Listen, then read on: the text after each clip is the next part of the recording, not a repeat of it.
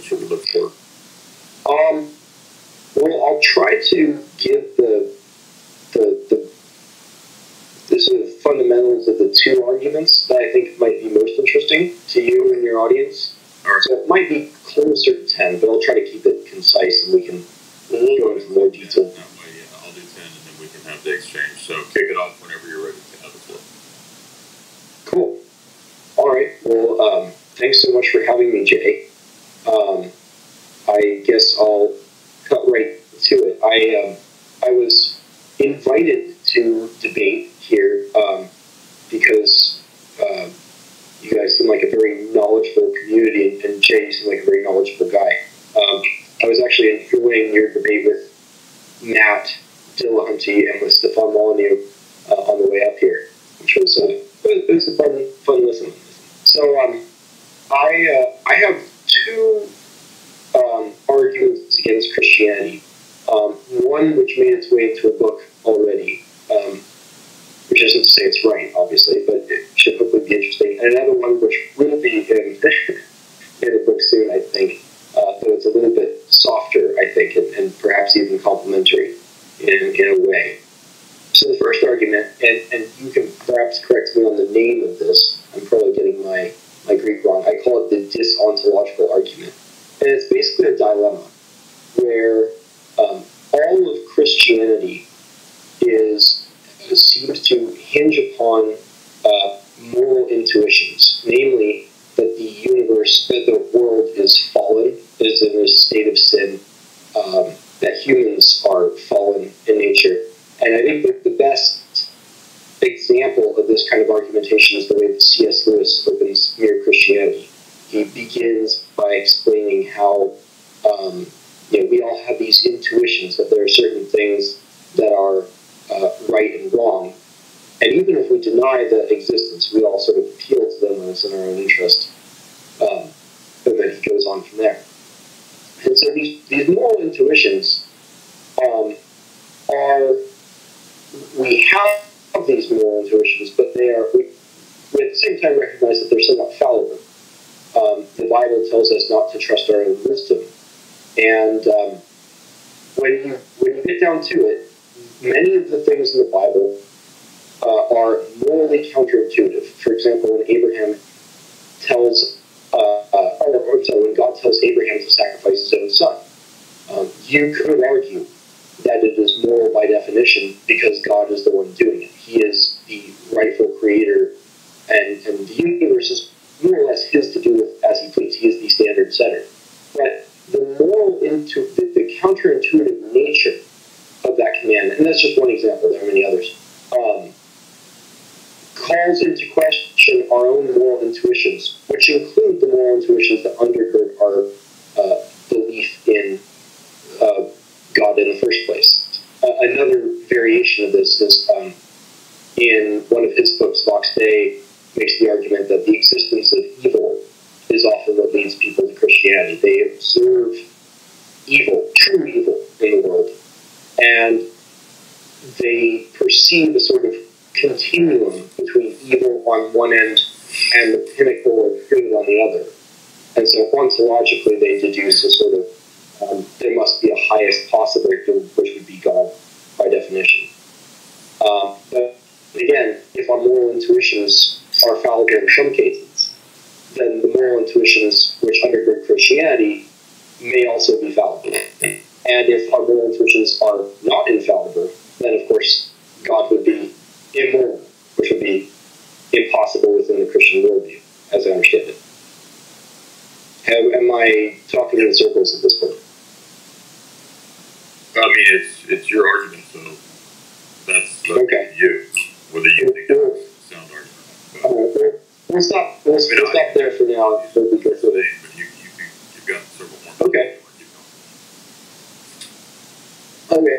Well, with the basis of that one, I'll try to move on to my second one, which came much later, and it came about after I was diving into Homer in more depth, and sort of into Wittgenstein by extension, a language philosopher who at first, like Homer, believed that language was about painting pictures of words, had set definitions, set meanings, and that static understanding of language was what permitted language to have the possibility of carrying people forward into immortality. It permitted the possibility of idealistic heroism, and it created Achilles. And it's my belief that Christianity is the pinnacle of that tradition of Greek heroism. But Homer didn't stop there. Homer, like Wittgenstein, had a change of heart 30 years later and realized that he had maybe got language a little wrong, that it was not something static, and that he didn't use the term logos in the way that later Greeks began to. But that logos understanding of language shifted to a more einos focus, a more mental connection, rather than pursuing objective truth in the word itself as a means of conveying truth. And we see this in the Odyssey, and we see this in Wittgenstein's posthumous work as well. And that this einos-based understanding of the nature of language, wherein words are actually arbitrary and do not have inherent meaning, means that words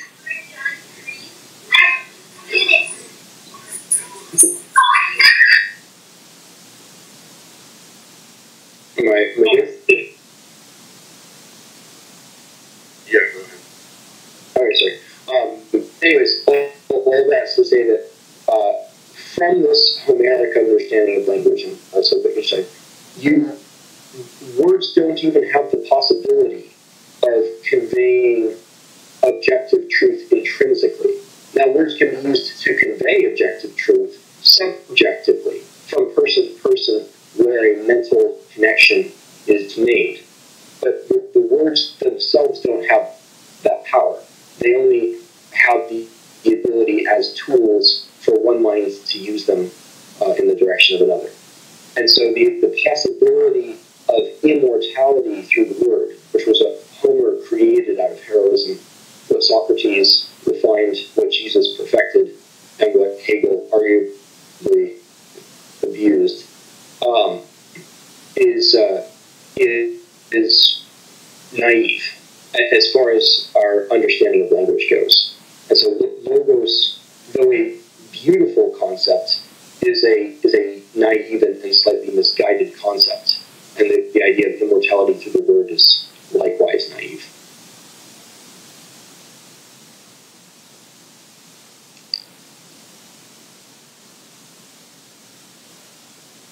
And that's the second argument. Okay. I mean, you can keep going if you want to. I mean, you have more time, or do you want to cease there? No, I think I'll hand it off to you, and we can get into more details in the back and forth. Okay, so I would say that although I didn't hear specific arguments for paganism, what I heard was two arguments about morality and linguistic philosophy, which I'll address here in a second. But my first, yeah. Can I jump back in and offer the argument for paganism? I was thinking about just addressing Christianity. Sure, go ahead. So I have this quote in my book. It's sort of a tongue-in-cheek quote from Bishop Robert Barron, who was quoting one of his seminary professors, who says, "If you ever find you whose faith can't be Christian anymore, you should become a pagan." And there's a lot of goofy, larpy, funny, amusing imagery surrounding pagans, particularly the urban, out-of-shape Etsy witch types of pagans that we can all chuckle and laugh at. But the broader concept of paganism is something which I think captures, outside of Orthodox Christianity, something better than any other religious tradition I know, the locality of different peoples. And Orthodoxy and I think Mormonism to a degree are fairly unique among Christian doctrines in their localization in that way too. But all paganism is, pagan is a Christian word that came from paganism. It meant basically country bumpkin. It was a denigratory folk term for country people, sort of like redneck today. But it referred to people who were deeply enmeshed in their own small community at a more local level, and not as focused on the sort of dehumanized, objective, and universal truths and the unifying principles of the world. They are more focused on their particular land. And this is a less, these are more rules of thumbs than they are strict rules about what makes paganism. But they tend to have a more cyclical view of time, of generations and history moving in cycles, rather than a linear start and end. And they also tend to view the world through a lens of, fallible good versus fallible good. Different forces pursuing their own self-interests rather than a good versus evil. Now, I happen to believe in objective evil, though I don't believe in objective good, which I think puts me more in the pagan category. And but it's the localization and the belief in multiple deities. So I've heard various pastors online and on the radio talk about the danger of family and nation becoming idols, false gods that people worship. That's actually how freedom of speech became ensconced in American schools in 1942, when a group of Jehovah's Witnesses said, "We don't like doing the Bellamy flag salute in our schools. It looks too much like that German guy, and also it's idolatry in our religion." And the judge said, "Fair enough." And but the idea of nation as an idol of sorts, or as a god of sorts, is, I think if we're being honest, is sort of appealing to me, and it's appealing to a lot of people. And I think a lot of people, especially in my generation, millennial generation, Generation Z, are seeking Christianity because they're hoping that it will be a path back to the nation and the family, and perhaps to strength and frugality and other good things as well. When those are, when cared about in that way, false gods and icons, idols. And I've talked with a few Orthodox Christians who disagree with me that say, no, in our tradition, there is a balance worked into the whole thing. The one and the many work out in that way in our tradition, not like the monastic, heretical traditions. We can get more into that later. But anyways, that's where I'm coming from with paganism. Multiple gods that are in tension with each other, and we try to balance out as best we can and live a balanced life, giving due attention and love to our family and to our nation and to our language and history and career and so forth.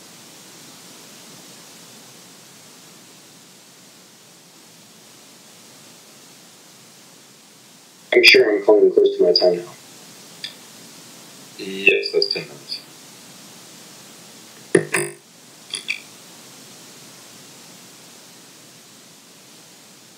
Okay, so the first thing I would say in response to this is that the first argument, well, let me step back a bit. I don't, and I'm going to be just straight up. I don't want you to take this in the wrong way. There's nothing personal in what I'm going to say, and I'm not trying to be mean, but I'm just going to be very, very straightforward because that's just my style. It's the way that I discuss and debate. It's nothing to do with you personally. Just going to be interested in the arguments and presentation that I heard. I didn't hear any familiarity with Orthodox Christianity. What I heard was kind of a sweeping overview of some general principles that are sometimes the case with different groups within the broad label of Christianity. No. let you talk for 10 minutes straight. You're not going to interrupt me. So the first thing I would say is that nowhere in the presentation did I hear any reply to the argument that I give for God's existence. So in fairness, you don't have to do that. You wanted to present your two arguments, which I'm going to address here in a second, but it might have been a better tactical move, perhaps, to address the transcendental argument, which is the argument I make. Now, maybe you think that these arguments undermine that argument, which I'll give you the opportunity to explain that if you think that's the case. But I didn't hear a reply to Tag. I heard an appeal to C.S. Lewis, who, of course, isn't Orthodox, and he may have some good writings and some good insights, but he's definitely not somebody who represents our tradition. So it might have been better to reference people that represent us. So I heard you present the position that humans are fallible, or humans are fallen, and therefore moral intuitions are fallible, and so therefore it stands to reason perhaps Christianity would be therefore unreliable or uncertain, because it would lead to the idea that God and his revelation or something like that would therefore be fallible.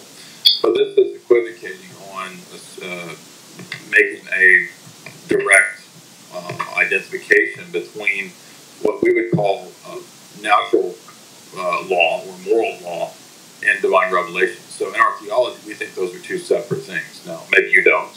I'd be interested to hear how you think that they're different. But the individual's intuitive moral sense is not identical to positive public divine revelation. So if you're going to argue our position, it needs to address our position. It doesn't need to address a position that sort of assumes that all biblical moral claims are identical to merely natural moral law or natural revelation, because we don't believe that. So we actually believe that there's different types of revelation. And so Scripture is one component, you could say, of public divine revelation. It's not identical to natural moral law, which would be the sort of inner moral sense that people have. But they share a similar origin in the fact that we would say man's made in the image of God. Being made in the image of God, God's creatures are going to have a moral, they're going to share a same moral nature that he has. And so that's why if you read Romans 1, Paul makes this argument that everybody has basically the 10 Commandments stamped on their hearts, to make that simple. But that's distinct from positive public divine revelation, which for us is, as I said, recorded in Scripture, and then the tradition of the church. So there's a twofold aspect there, and they're distinct. They're not in conflict in our view, but they're distinct. You use the example of Abraham. Actually, Abraham in the situation in Genesis 22 is a treatise against the human sacrifice that was prevalent in that region. In fact, God was testing Abraham in order to demonstrate that God is not the type of deity that actually requires human sacrifice like the nations around the Israelites did. So the whole treatise, if you look at the context, is actually against human sacrifice. In fact, the entire Mosaic Revelation contains multiple moral reprimands and rejections of the notion of human sacrifice. It's actually a sin that brings about the death penalty if you do it. It's worthy of death. And that morality continues in the New Testament, where Paul includes it, obviously, amongst the things that are worthy of death. You could look at Romans 1 again for that kind of thing. So this is a misreading of Genesis 22 to think that this is a text that requires Abraham to sacrifice his son. What God is demonstrating is that Abraham would be willing to do that. And so in some instances there are what you could say are tests, and they're not tests because God doesn't know. They're tests that exemplify that person as a person who, in some cases, in the case, I think, of Phineas, he was willing also to follow God even above his family members. Now, that doesn't make family members evil. Jesus has the same principle in the gospel where he says that you must hate father and mother when compared to me. Now, he's not literally saying hate them. He's saying that you must follow me even above your parents. And so if your parents, for example, told you to worship a false deity, you have a duty above your parents, which is the higher authority, which is Christ, right? So you can't shirk the higher authority for the lower is the point. And the same with the situation with Abraham. You can't, this is not an instance where this is the norm. It's an instance where you have a story it's intended to teach the superiority of following God, even to the extent of not creating something that was a blessing into an idol. So that's the whole point of that story, is the opposite, and that our God actually doesn't require human sacrifice, and where Christianity spreads, it puts an end to human sacrifice historically. So I would say that's a bad example of it's not merely moral intuitions. You said Boxstein makes an argument that evil leads people to Christianity, and so therefore there must be some highest possible good. I didn't hear what exactly. I'll let you restate the argument if you want to in the objection, but it sounded like we were getting at some kind of a Euthyphro dilemma argument where is something good or evil based on divine will or fiat. We don't do that. We don't think that it's just arbitrary. Good is a reflection of God himself. It's a reflection of his moral character. So God doesn't lie. God doesn't do things that are deceptive. He might do things that we don't understand, but that doesn't mean that it's a lie or deceptive. So I could go more into the Euthyphro dilemma later on. It would require some metaphysical explanations, but I don't think the Euthyphro dilemma fits us. I don't exactly understand what the argument about evil in Vox Dei was supposed to be.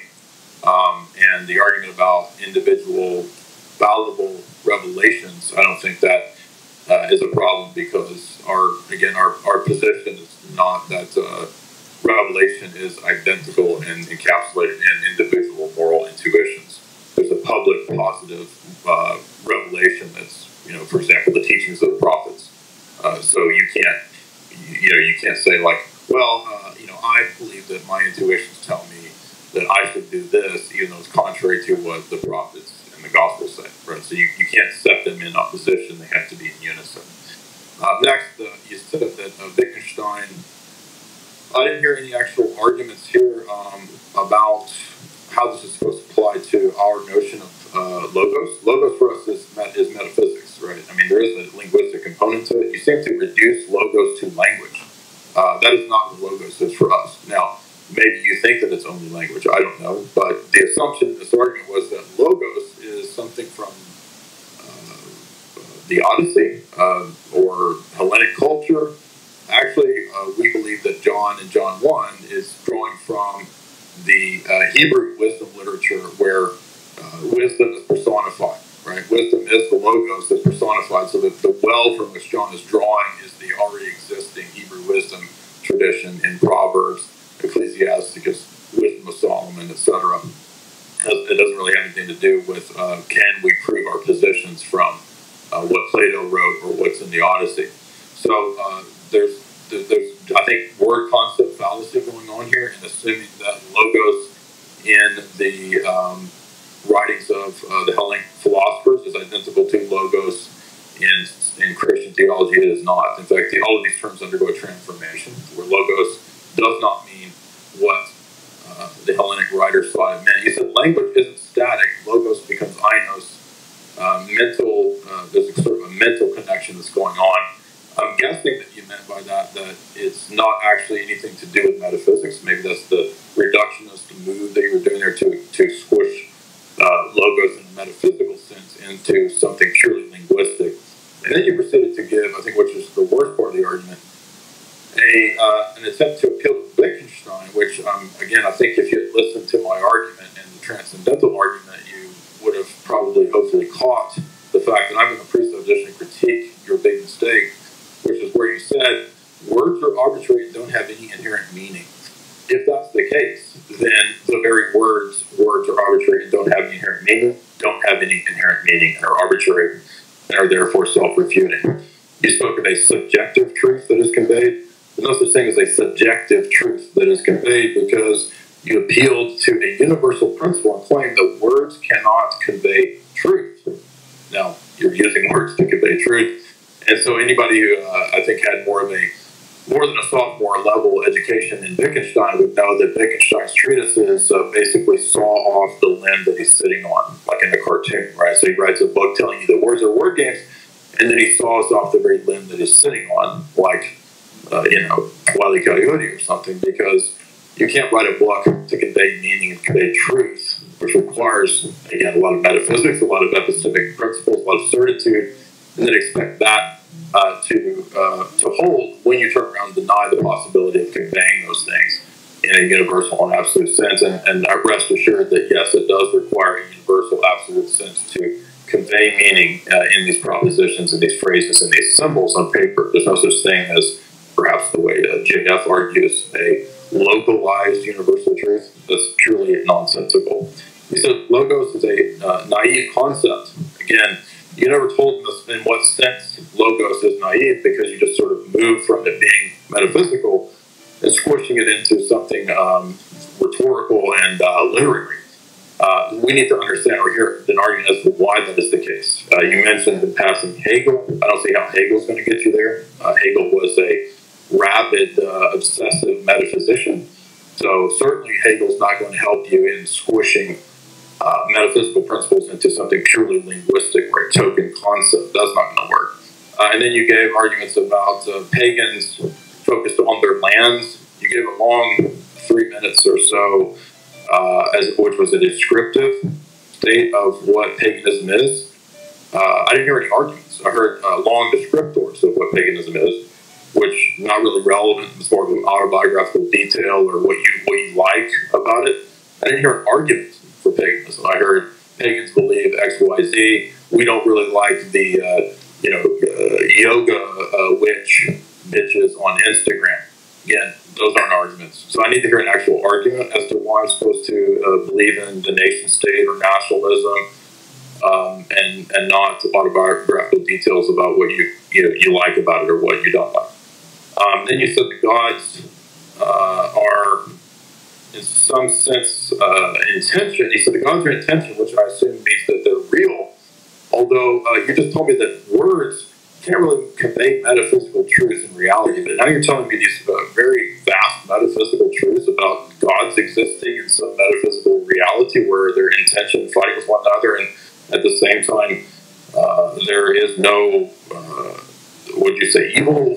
He said there's absolute good but not evil. I think was what he said. Or something like there's absolute evil but not good. I don't remember which one of the two. These are vast, grand metaphysical claims, which are completely absurd for somebody to say who had just said that words are arbitrary and don't convey any meaning. And here you are doing something that's pretty, diametrically opposed to that very thing. So those are my responses to your critiques. I think that the presentation was fundamentally self-refuting.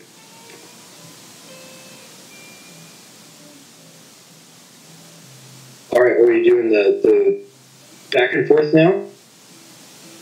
Sure.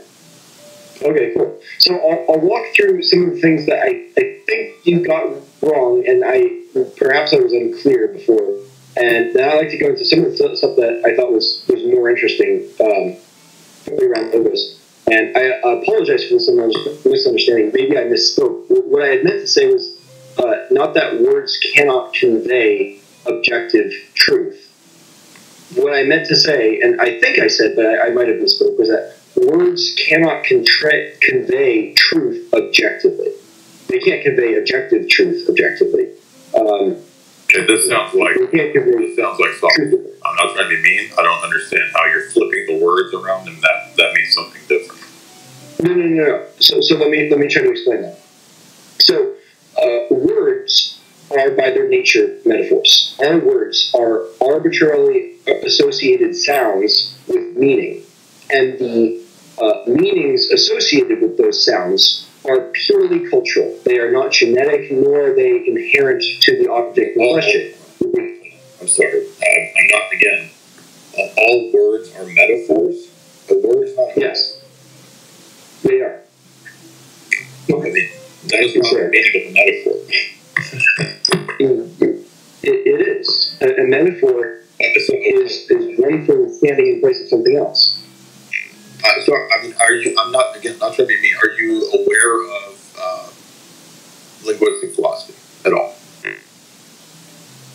My source for this statement is Julian Jaynes. So I'm not coming up with this on my own. I don't know who that is. I mean, it doesn't matter. Okay. I'm trying to say, are you familiar with linguistic philosophy? I don't need an appeal to an authority. Have you got any classes on this? Do you know? So suppose I replace the word metaphor with standard or analog. would it be? Perhaps we can find a better word for what I'm trying to say. Well, I mean, so hold on. So you're attempting, it sounds like, to give a definition of linguistic philosophy, but I hear appeal to your other principles of linguistic philosophy. And so I don't see how this is going to work. I'm saying that there's no inherent relationship between the three letters P-E-N and the writing implement that I'm holding in my hand, right? The association between those three words and the object is arbitrary, but despite that, so symbols right? So symbols, that arbitrary nature, right? So symbols are malleable and can be used, right? So the number 7 can be in Arabic numerology, or you can write it as exactly numerals. Yeah, so I think we're precisely yes. Okay, and I can convey this object of truth. I happen to actually be holding a pen in my hand, if you believe me.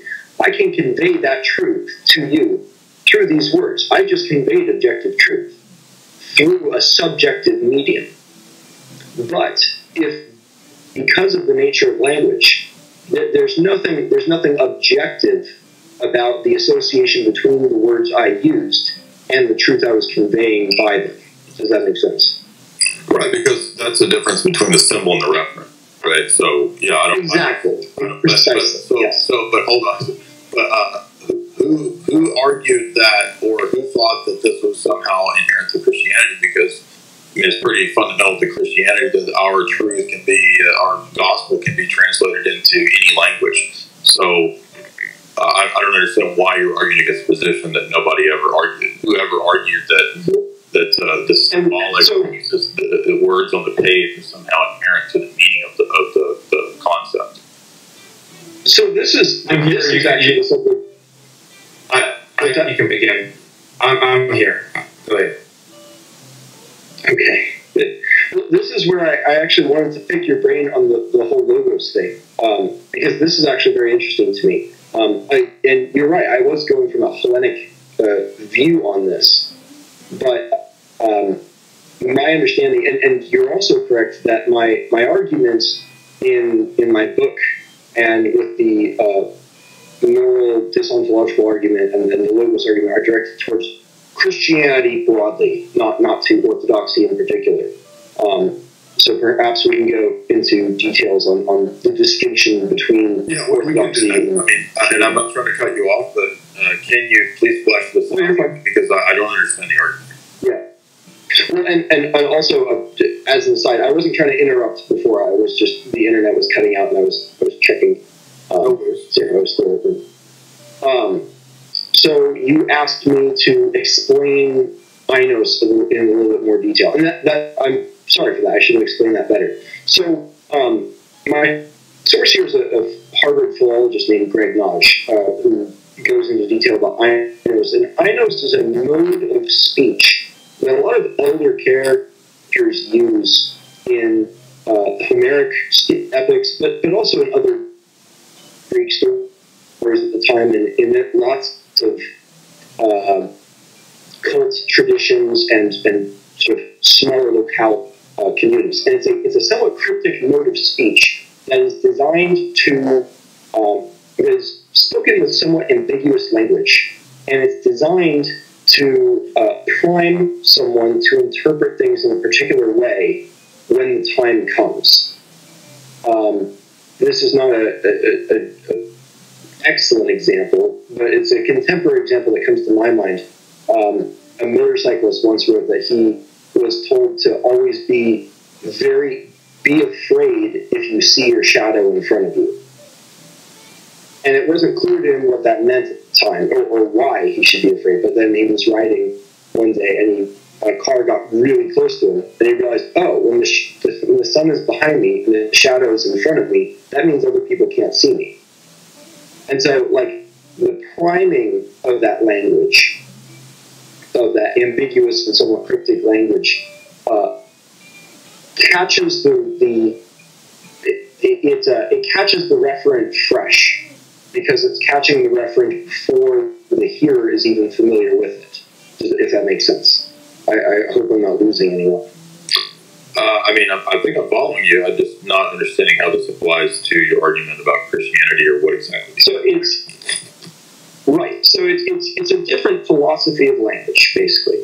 Logos, and again, this might not apply to orthodoxy at all. It might apply to the Hellenic heroism that I've been studying, and to the Christianity that's more in that Hellenic school of thought, wherein they really do translate logos as the word, and they take, God spoke the world into existence in Genesis quite literally. Where creation is a byproduct. So this is a fundamental misunderstanding that I pointed out in my response, which is the word concept fallacy. The logos does not mean a verbal utterance from God. Right. Okay. So that argument might not apply to orthodoxy at all, as you're explaining it here. And so logos is the second person of God. It's Jesus. It's a person. It's a he, not an it. Okay, so it's not a concept at all. I thought we were talking about a Hebrew concept. Or is that also sort of an einos primate? In John 1, John is drawing from the Hebrew wisdom literature, the wisdom personified. That's who he identifies logos as. Okay, so it's a concept that's priming people to anticipate a person. Yes, John believes that the Greeks are using this notion that in some sense is correct, and that it's looking for a kind of a universal, absolute metaphysical principle, and that what the Stoics or what the Hellenic philosophers were searching for is really referred to or is encapsulated in the person of Christ, wisdom personified, the second person of the Trinity. So that's John's apologetic usage of the word to try to say, look, what you Greeks are looking for, it's right here. It's Jesus. Jesus is the logos. Oh, okay. So they were appropriating a term to make a point. So for us, it's an apologetic argument John's making. So for us, logos is first and foremost metaphysically the second person of the Godhead. There are linguistic applications of logos, because for us, logos is the principle of ordering or logic or the functionality, you could say, or the mode of all reality. All created reality has a logic or a logos to it.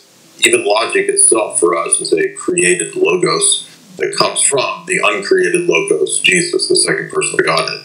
So all reality is logos in the sense that there's a logi that St. Maximus talks about that sort of undergirds or is the pattern of all created reality. And that would include language too. Language has a logos and a logi to it.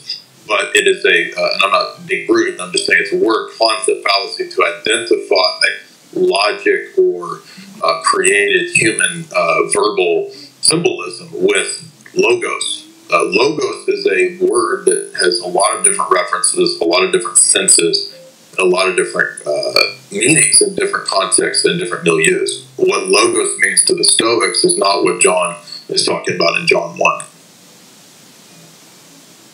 Right. Okay. So in your view, logos is really a principle of order and not a principle of language at all. Except as far as order might apply to language. Right. So first and foremost, it is Jesus. It is the second person of the Godhead. So it's not an it. It's not a thing. It's a he. It's Jesus. It's I'm the way, the truth, and the life. He is the logos. Logos is he. Right. So that's what it is first and foremost for us, is personal, not... okay, so then it's not an ordering principle. It is an ordering principle. It's a personalized ordering principle. He is not an ordering principle. He is the ordering principle. And he has many principles by which he orders, which are his logi. So the logi are his... We would say they're called the divine ideas, if you want to use that phrase. The logi are divine thoughts, divine ideas, divine principles that the omniscient God organizes all of reality according to.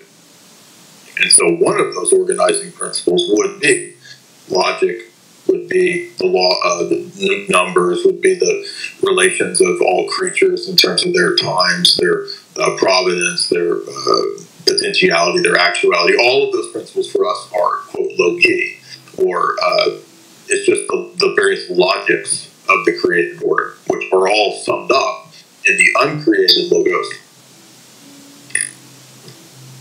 So first of all, you don't have to apologize for pointing out what you think might be a logical fallacy. That's totally fine. We're in a debate. But and perhaps I'm being naive here, but how can a principle of numbers be a person? Aren't we talking about two different things there? No, because we're saying that the location, if we want to use a crude analogy, the location of those principles is in the mind of God. And so this is a form of divine conceptualism, that the mind of God is our unifying and organizing principle of all reality, because he's not just personal, he's also omniscient. And so he thus has the ability to unify all the different many aspects in creation. Okay. I think I get the viewpoint, and I get the value of anthropomorphizing a principle. Human brains work better when we sort of spatialize abstract information and when we personalize abstract forces. But Well, what would be the argument? Hold on. So can I point out a fundamental departure from Hellenism? So Hellenism basically impersonalizes all abstractions. And for us, one of the unique aspects that Christianity brought to the stage was precisely the notion of personhood. And this is a feature that you can read patristic scholars that discuss in detail in the 2nd, 3rd, 4th, 5th century, especially with the Cappadocians. The crystallization of the notion of person is very unique to Christian philosophy. It's the only analog. On the point, I would say that. What? I would say it's Hellenic to depersonalize these concepts only around the time of Socrates and after. Well, that's what I'm right. That's right. When I use it, right, I'm speaking of post, Ionian philosophers and the pre-Socratics, and then up into the Neoplatonism period. I understand that you would have, right, in the notion of prior to the pre-Socratics that there would be a personification of these natural principles, and perhaps to a degree you could say that that there's some parallel there. But for the notion of a person for us is not even the same as that. So there's no perfect analog, because we believe person is something that's a divine revelation. Right? It's not something that comes to us from pagan philosophy. There are words like hypostasis that are used by philosophers that the church fathers then take and use, but the words for us are transformed. So they have a unique meaning within our system. Clarifying question. By hypostasis, and this was explained to me just yesterday, or maybe the day before, are you meaning a transcendent union between otherwise differentiated entities, or something along those lines? It stands for person. It's the personal core subject or agent. So I'm the person J, you're the person, the CB. In our system, what we share is a common human nature, and what's particular or unique is the notion of person. I'm the hypostasis J, you're the hypostasis CB, but we share common human nature. So all of that was just to say that we have to be wary of word concept fallacy, that the words always mean the same thing. They don't. And they don't mean the same thing for the Stoics or for the Middle Platonists as they do for later Christian philosophy, Orthodox philosophy. Well, I'm glad you've given a name to basically summarize my critique of logos as it presented itself to me in Greek heroism.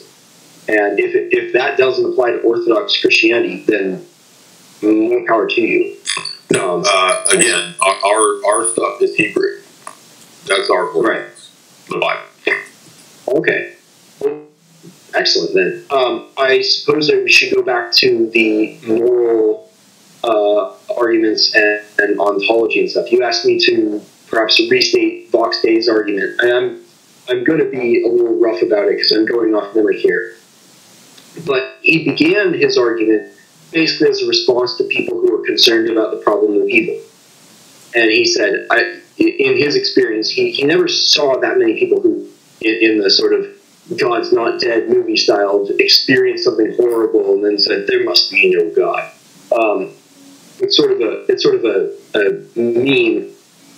But what more often happens is people see real evil that they sort of had dismissed before, and they perceive the world suddenly through a lens of good versus evil that they hadn't before.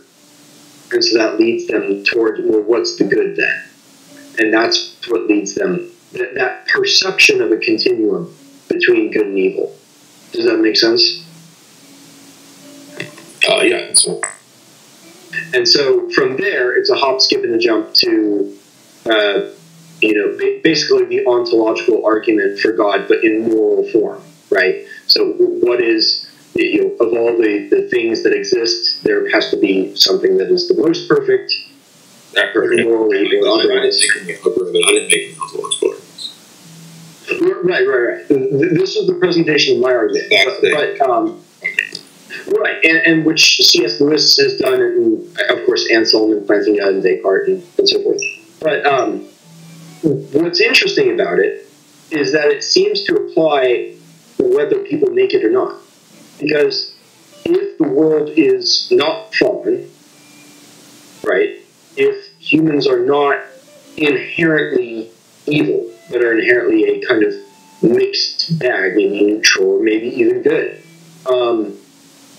it would seem like the necessity of being saved is irrelevant. The entire history of the crucifixion and resurrection could be 100% true and yet irrelevant. Though obviously that would be pretty strong evidence for the truth of the underlying moral claims, right? But do you understand how, like, if the world isn't a fallen place, we wouldn't be in need of being saved? Well, I mean, yeah. The fall is a fundamental doctrine of Christianity, and so if there isn't a fall, then there's no need for salvation. I would definitely agree with that. Sure. Yeah, and so I guess some personal backstory here. I grew up among a culture of Sunday Christians, right, who went to church most Sundays, but kind of otherwise didn't care that much. It didn't really affect their day-to-day lives, that they had a personal relationship with the all-powerful creator of the universe who would give them a place in heaven or hell, respectively, after they died. That was kind of not important to them, I guess. And is this Protestant background? Yes. Okay, that's what I figured. It's not Protestant. Okay. No, I'm not an insult. I'm just saying that the sense that you have sounds Protestant. Yeah, but the sense of care, I think, extends to the Orthodox world as well, right? I mean, at least in principle, it should. Orthodox people should care about their religion. This is a fallacy. Like, it doesn't matter. The number of people who are faithful to a professed position has nothing to do with the truth or falsehood position. Totally. I'm not making an argument against Christianity. I don't think I'm stating a fallacy when I say that Christians should care about their relationship with God. No, you were saying that your experience was that both Protestants and Orthodox don't care about the offer of salvation or something like that. Or No. I was saying that both Protestants and Orthodox should care, but some don't. But both should. And I was going to say, one of my favorite Christian books is actually The Way of the Pilgrim. I think the principles of that book apply to non-Orthodox Christians as well, and even pagans and perhaps even atheists, as far as the value of doctrine. One thing I'm unclear on is and I'm not. We can go back to this about the more of the autobiographical detail, but how was the fact that perhaps how was that an argument that there wasn't the fall? I heard you say that maybe there wasn't a fall because there was still going to be good and evil, and maybe the sacrifice of Christ wasn't necessary. How is this an argument? I'm not understanding the argument. Okay, sorry. Let me backtrack there. So there's two different ways you could look at the fall, right? There's the historical event of the fall. That's the fall one. And there's the fall 2, which is the fallen nature of the world which we observe. Now, we can't observe the fall 1. We can read about it, but as we just went over, language can sometimes be tricky, and Bible verses can be very misleading with the improper understanding, if you haven't been initiated into the correct understanding of these terms. And even then, perhaps you don't know what is meant in Genesis. The fallen nature of the world around us, people talk about living in an upside-down world or clown world, or, pick your euphemism, is an interpretation of the world. It's a moral intuition. And all we have access to is the fall number 2. And so it's that fall number 2. How do you know that that's all that we have access to? Well, the fall number 1 is written in a book, right, which is already a challenge, not just because we might not trust the veracity of the book, but we may or may not be qualified to understand the contents of the book. Okay, but never mind. Okay, but that doesn't. None of those things prove or disprove that the book is true or false. No, it doesn't. No, they don't. They don't prove or disprove it. It just means we can't rely on it. So it's an argument. So in other words, it's an argument against knowledge. Right. So in other words, if we just assume that the Bible is not true, then we will be led to your position, right? No. So this goes back to why I was bringing up a personal anecdote about being surrounded by people who seem not to care about us. Okay, I'm sorry. I'll let you. Because to me, it doesn't seem like there's a point. There doesn't seem like there's a point to being Christian if you don't care about whether or not it's true. And if you pursue the question of if it's true with the presumption that it is true, you're not really taking the question seriously. Well, nobody can be perfectly neutral, so I think you're requiring something that is impossible. If you're expecting that pure neutrality is what's needed to discover the truth, that's not even possible. So nobody can be purely neutral. Well, fair enough, I suppose. I guess we all come pre-programmed with different degrees of doubt, maybe, or interest. Well, we all have presuppositions. We all have presuppositions about various worldviews. No matter what your worldview is, you have unproven governing assumptions. Right. So I guess my underlying assumption, and it's sort of perhaps a Nietzschean one in a way, but is that my underlying assumption is that the world is good, and that life is good, and it has pain and problems and sometimes depravity and corruption even, and conflict. But on the whole, Orthodox Christianity is not Protestantism. We're not Manichaean, so we don't believe that humans are inherently evil. We believe that humans are inherently good. We do think there was the fall, which introduced passions into man, which is basically out of whack desires. The desires themselves are not inherently bad. The biological desire to have a mate, to reproduce, is not inherently evil. Nothing about man is inherently evil. So we would agree with you in terms of Nietzsche. We would say Nietzsche's critique of German liberal Christianity of his day is accurate because it is a weakness. It is a absurd liberalism. But that doesn't mean that Nietzscheanism per se is correct, because I don't think Nietzscheanism is even any kind of system. It's not even a thing outside. Right. It's anti-system. Right, exactly. Yeah. So this is all very interesting to me. It sounds like Orthodox Christianity parts ways quite tremendously, not just with Protestantism, but by the sound of it, even Catholicism. Yes, we stress the difference between the two in this discord. So, absolutely. So my question then would be, how do you speak with such certainty about what is and is not in the Orthodox canon if it parts ways so I hope you don't take offense from this, but consistent from the Bible? There seems to be a pretty consistent parting ways from the most obvious or intuitive interpretations of the Bible, not just to the lay people, but even to more educated clergy, oftentimes. I think that's, again, relative to the worldview, the presuppositions that you come from. We believe that Orthodox Christianity is the fulfillment of all of those Old Testament prophecies. I'd be happy to make any number of arguments to demonstrate how that's the case, down to even the liturgical worship services basically being direct analogs to the temple and synagogue system. So where you choose to see the continuity and discontinuity between the Old and New Testament, or between New Testament Christianity and early patristic Christianity, again, it's going to depend, I suppose, on your presuppositions. But I think that we definitely have the strength of the argument on our side, which is partly why we make so many converts in here. Not that proves it per se, because maybe we're tricking everybody. Maybe it's all deception.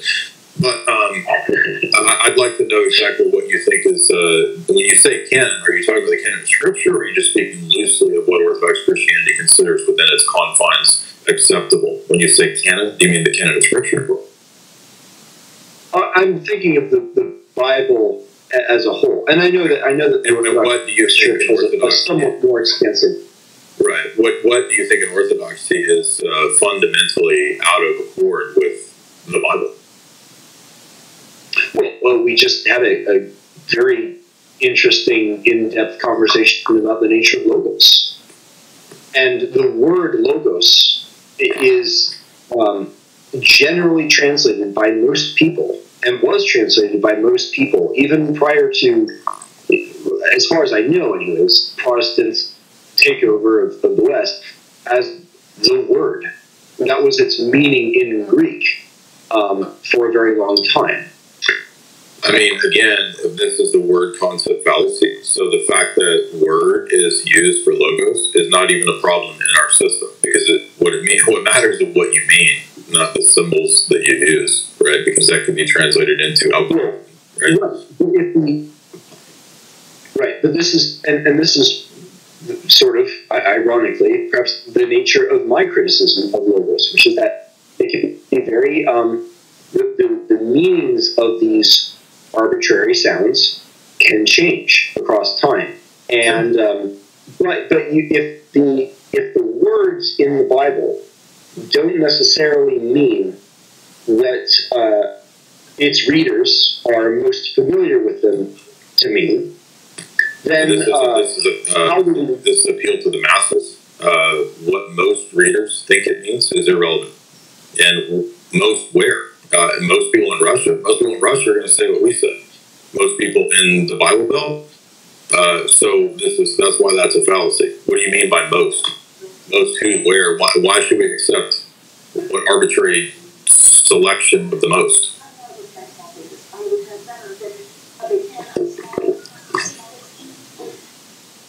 Hello.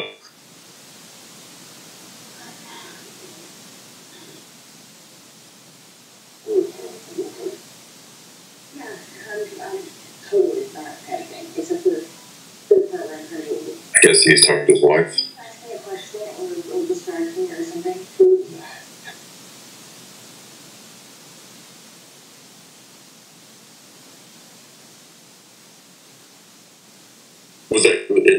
Did you have to talk to somebody?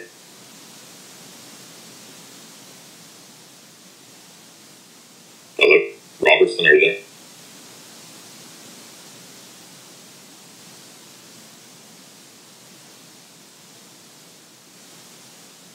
I think he dropped Jay. He's still here. He'll come back in a minute, I'm sure. I'll just sometimes Discord audio.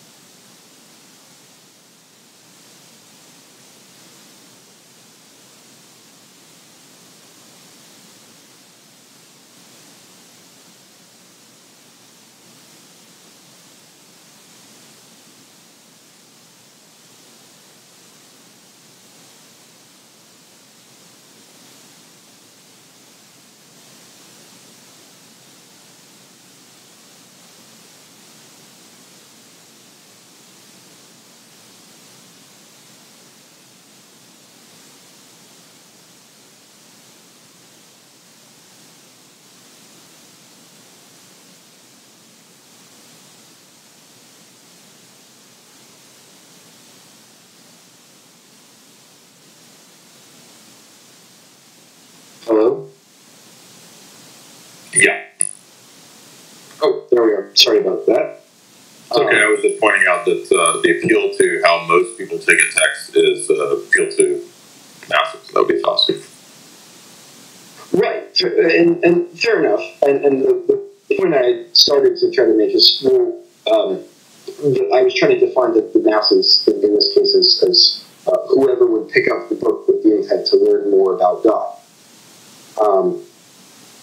Does Orthodoxy have a particular belief about proper hierarchies of interpretation and initiation into the proper understanding and so forth?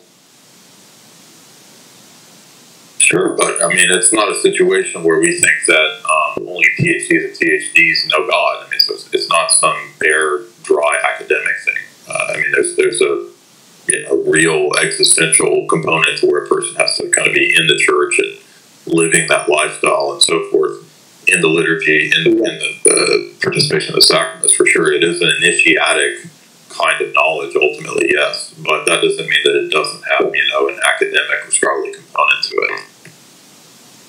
Right. So what you're describing is sort of the pagan lifestyle, and perhaps it's not pagan inherently, it just happens to overlap in this way, that I aspire to, that sort of in-group familiarity, and that, to borrow a Homeric word, nous, that mental connection that permits understanding through language. Right? We can convey objective truth through language, even though language is a subjective medium, provided we have that mental connection. But then it sounds like the Bible wouldn't be necessary at all then, would it? If you just have these traditions of the proper understandings of the way of things. And the Bible would then become a medium and not the God breath that it's usually understood as. I don't see why that would follow. I mean, for us, the scriptures are one form of divine revelation. It's not the only form, but it's a written form, and there's advantages to things being written down, obviously, because communities can go read them. So, I mean, why that's, I don't see why that's a problem for our position, the fact that some divine revelation is encoded in written text. In fact, I think it makes perfect sense. What's the argument? Well, the argument would be that if the interpretation of the proper understanding of these terms and these phrases and scriptures is passed down, and you have to be initiated into the understanding of it, then the text itself is almost irrelevant. You can be initiated into that understanding through other means. I think that's an overly simplistic notion of what the revelation is. I mean, the revelation is vast, right? I mean, we're talking thousands of pages. We're talking, a lot of content here. Nobody can feasibly memorize the entire thing. And so, but is there a sense in which, unlettered, unlearned people for centuries were, learning things orally? Sure, that's partly why Orthodoxy has iconography, right? The stories are taught, the iconographic writing, the images of the icons are writings. So that people are learning through different means. It doesn't really matter whether somebody's reciting to you the entire Bible orally, or whether it's being drawn or written in an icon. We call icon painters writers, is what I'm referring to there. Because it's conveying the same concept, the same story, the same image, right? Jesus being baptized in an icon is telling you and teaching you the same thing in the chapter in Matthew of Jesus' baptism, right? So, what would be the Orthodox interpretation of the law against graven images? So that is a prohibition against idols, and God himself, in those very chapters in Exodus, told Moses what images to inscribe in the temple. So the very book that has the prescription against graven images or statues or idols contains elaborate information about the iconography inside the temple. So this is just a fundamental Protestant presupposition that you had that apparently you didn't question. Well, it also seems to be a Jewish presupposition. No, it's not. No, it's not, because Judaism has, for centuries, had its own tradition of iconography. You can go look at the Dyer synagogue, which looks just like an Orthodox church, and that inside the ancient synagogue are paintings of all the scenes of biblical stories. Interesting. So, yeah, well, perhaps I will have to add an additional exemption. I have an exemption in my moral argument for Mormons because they have worked family into their theology. And perhaps I'll have to add another. I mean, so look, but again, so you said things like, well, family, nation, etc. These are things that need to be retained. These are goods. I want to know what your epistemic principle is for knowing the good. Well, it's that intuition.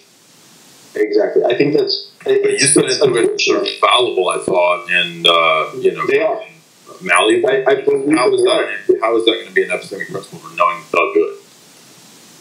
Well, I think that this fallible principle is, at the end of the day, all we have.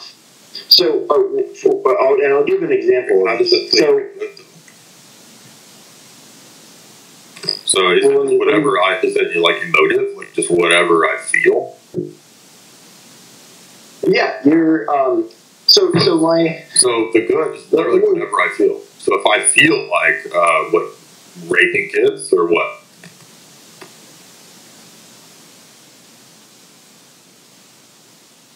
You're not even trying anymore, are you?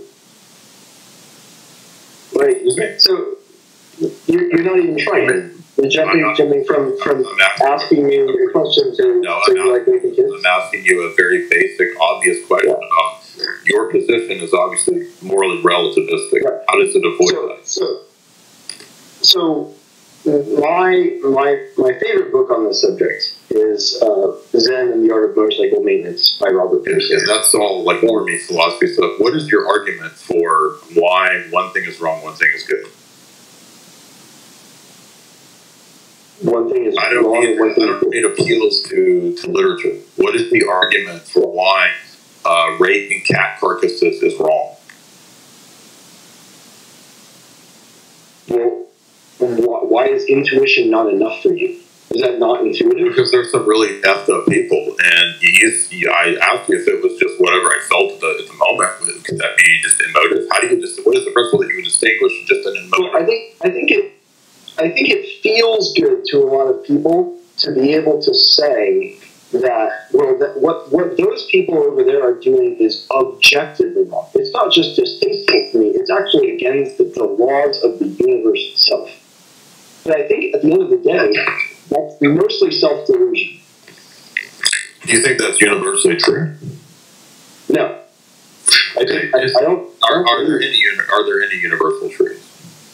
I believe that there is universal evil, the rejection of all standards, but I don't think there is one. How do you know that it's true that there is universal evil? What is your epistemic criteria to know that is the case? Well, that's a tall order. I get the paradox, and I get the apparent irony. It's not a paradox. But it doesn't. It's not a paradox. It doesn't disprove. If you contradict her, it will disprove. So it's not a paradox. Paradox is not a contradiction.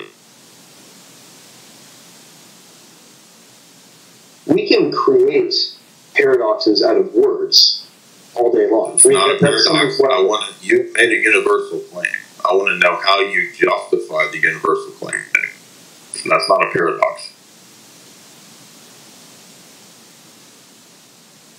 I'm sorry, I'm not entirely following. What are you asking me to justify? So you've made a universal claim, a truth claim, about, by the way, something grand, a grand metaphysical truth claim about universal evil being the case.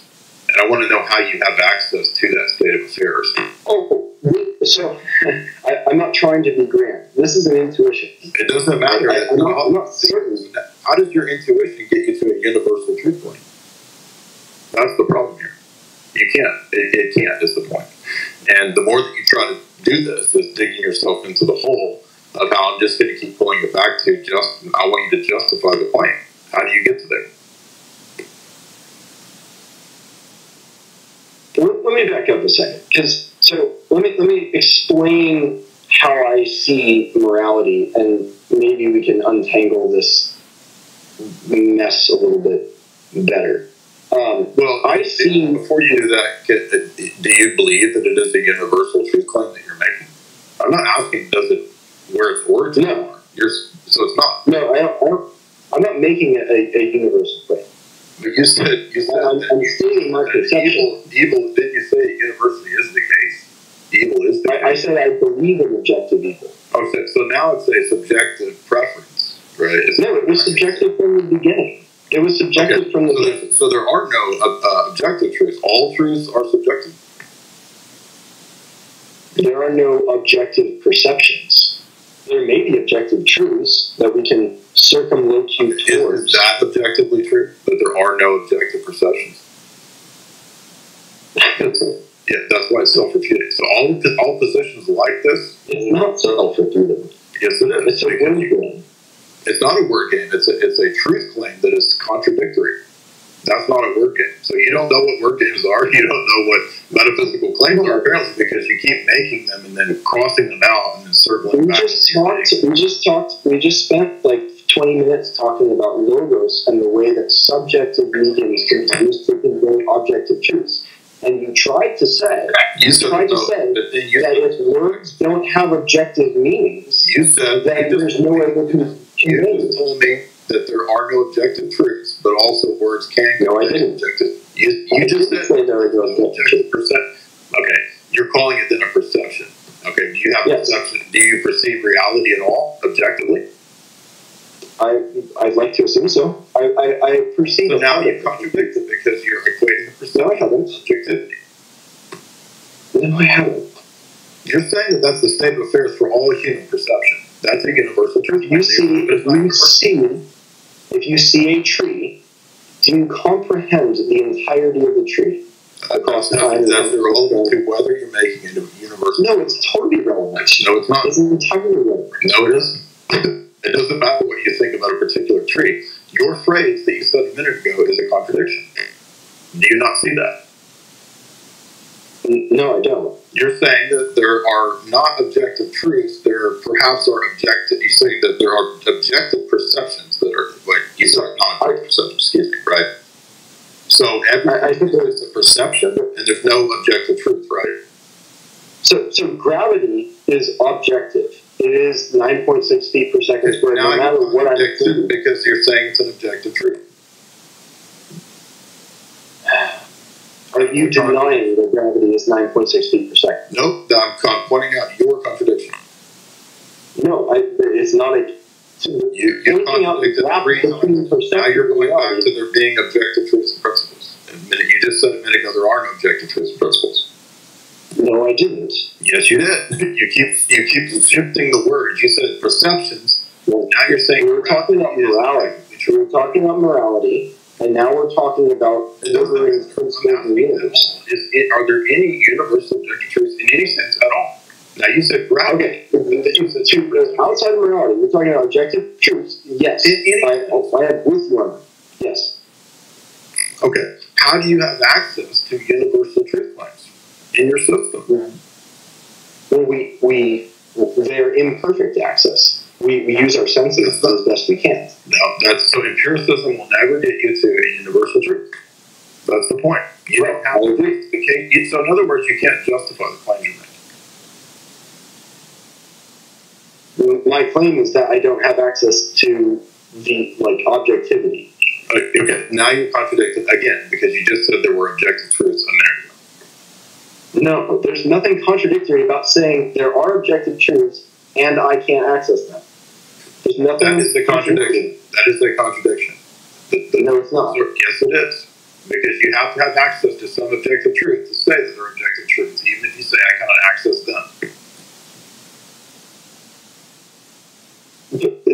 That's only if you put words in someone's mouth and say every statement you make is an objective statement. No, you keep contradicting. I'm not putting words in your mouth. You tell me what the position is. I'm asking you. You're interpreting. I've given you countless attempts and open forums for you to give your system, and you keep saying contradictory things. You say there's objective truth. No, there's not. I can't have access to it, but there is objective truth. That's nonsense. So you don't have an epistemic criterion by which to make the claims that you're making. You can't justify the claim. You know what it means to justify a claim? Tell me.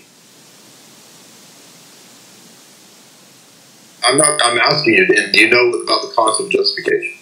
Right? Like, because we can't just say... Is this something other than explaining? No, that's not what justify means give an account for the principles that you're using. That is an explanation. I didn't hear what you said. That is exactly the same thing. You're just so your explanation, your account, can't be something that's contradictory or something that is a negation of the original proposition. So you keep going back and forth between there is objective truth, but there's not. But there is, but I can't have access to them. But they're just perceptions. That's all nonsense. You can't give a coherent explanation of the most basic things that you're trying to ground your position on, and that's why it's self-refuting. I can, but this is, I think... So I've been studying philosophy. Well, wait a minute, you can, but you're not going to do the debate. So it's a debate. You can do it, but you're not going to. So I've been studying philosophy for the better part of 9 years. And okay, so this is irrelevant. So we don't need autobiographical details of how long you studied it. Where is the argument?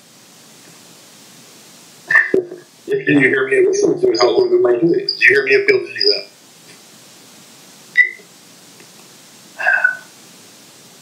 Would you like me to finish the point? We don't need autobiographical details because those aren't arguments. So I don't care if you studied philosophy for 30 years. Where is the argument that justifies the last 5 minutes of confusion? Well, I think the argument that justifies the last 5 minutes of confusion began with my criticism of logos and the belief. Okay, that's not a justification of the claims that you just made. Objective. Justify the claims that you just made in the last 3 to 5 minutes. That's what I'm looking for. And if going back to something to do with logos has nothing to do with this. It is logos. Okay. This right here, what we've been doing for the last 10 minutes is the peak distillation, the Rubens Michelangelo depiction of my problem with logos. But that's the same position. So we've not heard an argument. Right. I boiled down to the basic epistemic starting points that undergird your whole logos thing. And that's contradictory nonsense. And so you're not going to appeal to the thing that's built on that. Because this is your primitive thing. You separated orthodoxy from logos as a function of words. And I'm asking for your metaphysics. Your mode of word. Your epistemology. All right, we talked about mine for 30 minutes, an hour. I'm asking about yours now. And what I got was total nonsense in the last 5 minutes. Can you give me a coherent explanation of what your epistemic criteria and starting points and presuppositions are? And you said there's no objective truth, but there is, but there's not. Which one is it? How would it explain that to me? So I will try one more time. My epistemology, my belief in how I can know the things that I know, is I generally trust my sense data as best I can, while remembering that it's fallible. That's a starting point. Are these universal truths for everyone, or just you? Oh, I have 20/20 vision, so I would trust my vision. I don't know how... are the principles of epistemology that you're laying out here, that you say are yours, do they apply to all humans, or is this just a purely principle? So epistemology doesn't work this way. I thought that's what I'm asking. I'm asking for how it works. And you're saying, but it's not. Is this just subjectively the case for you, or is this how it works for everybody? It is my subjective strategy. Okay, so it's not in the domain of truth claims. It's purely subjective. How are you going to make an argument about this, about epistemology, when it's still in the domain of the purely subjective? Well, and if you're going to say it's subjective, then you're not going to... I begin by trying to make mental connections with the people, and you can use other people to sort of echolocate your way around the world. And conversation is a great tool for doing that. But if you don't have that mental connection, okay, but you're making epistemological claims and metaphysical claims, and I'm asking for a justification for those things. I get the sense that you're trying to argue against me in just picking out apart everything rather than listening. No, this is the kind of critique that I do, a presuppositional critique, and we're getting to the root. We're burrowing down to the epistemic principle. Because for us, this is very important. We want to know what the criteria is for truth, how you justify your truth claims, how you explain the usage of things like language and logic. That's very important for argumentation. I mean, it's presupposed in a debate, right? Things like logic. So, I mean, I believe logic is an objectively true, existing, metaphysical, ontological, right, abstract principle that undergirds things like debate. Now, you're here to debate. By logic, are you talking about this logos ordering principle, or are you talking about the technique that humans have developed with P and Q? Logic that govern thinking and correct thinking and debate. Okay. And so I'm asking you, are those things purely subjective, or are they ontologically real? Or do they have a real epistemic application to our discussion? Well, let me try answering the question. Do you think that heuristics are logically valid? Sure. Why? Well, how is this going to be a justification? How is the problem of heuristics, which are required to navigate through the world, yet being logically unreliable?